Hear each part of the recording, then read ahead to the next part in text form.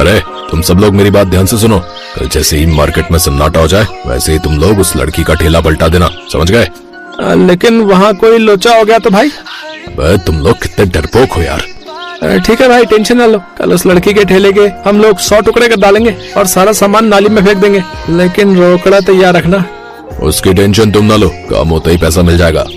ममता नाम की एक लड़की गांव के बाजार में बहुत ही स्वादिष्ट इडली, डोसे, अप्पम बेचती थी। उसके ठेले पर भीड़ लगा करती थी। अगले दिन जैसे ही उसने अपना ठेला लगाया वैसे ही सारे गांव वाले उसके ठेले पर टूट पड़े। उसके ठेले के जस्ट सामने मनोहर नाम का आदमी भी ठेला लगाता था। वो भी इडली सांभर बेचता था, लेकिन उसकी दुकान पर कोई आता ही नहीं था। ममता बेटिया, तुम अपनी दुकान थोड़ा जल्दी लगा लिया करो, हमसे सब्र नहीं होता भाई। चाचा, इडली, डोसा, सांभर, अप्पम इन सब की तैयारी करने में भी तो वक्त लगता है और सुबह सुबह मुझे मार्केट से सामान खरीदने भी जाना पड़ता है। बिटिया बिल्कुल सही कह रही है।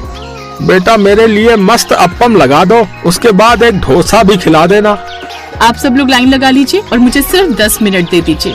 ममता सबको स्वादिष्ट इडली, सांभर, डोसा, अप्पम खिलाने लगी तो इस तरह धीरे धीरे रात हो गई। ममता का सारा माल बिक गया। रात में जब वहाँ सन्नाटा हो गया और ममता अपनी दुकान बंद करने लगी, तभी वहाँ पर मनोहर द्वारा भेजे गए लड़के आ गए। जल्दी से इस लड़की के ठेले के टुकड़े टुकड़े कर दो, सारा सामान नाले में फेंक दो। गैस सिलेंडर का नामो निशान तक नहीं मिलना चाहिए यहाँ।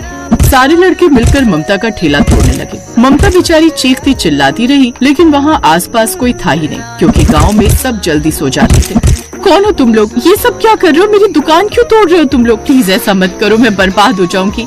मैं अपनी माँ को कैसे खिलाऊंगी पिलाऊंगी? लड़की, हमें अपना काम करने दे, ज्यादा बकर बकर मत कर, वरना तुझे भी उठाकर नाले में फेंक देंगे।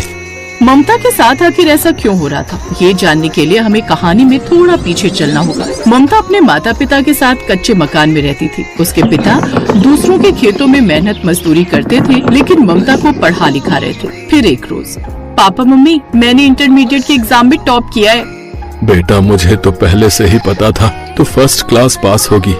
मेरी बेटी ने तो वो कहावत सही साबित कर दी कि हमारी बेटियां छोरों से कम है के। ऐसे दिन अच्छे से बीत रहे थे, लेकिन अचानक एक दिन ममता के पिता बहुत बीमार हो गए और ये दुनिया छोड़कर चल बसे। अब उस घर में बिल्कुल सन्नाटा हो गया। उसकी माँ बेचारी उदास बैठी रहती थी। माँ होने को कौन टाल सकता है? पिताजी नहीं है तो क्या हुआ, मैं हूँ ना, मैं संभालूंगी ये घर।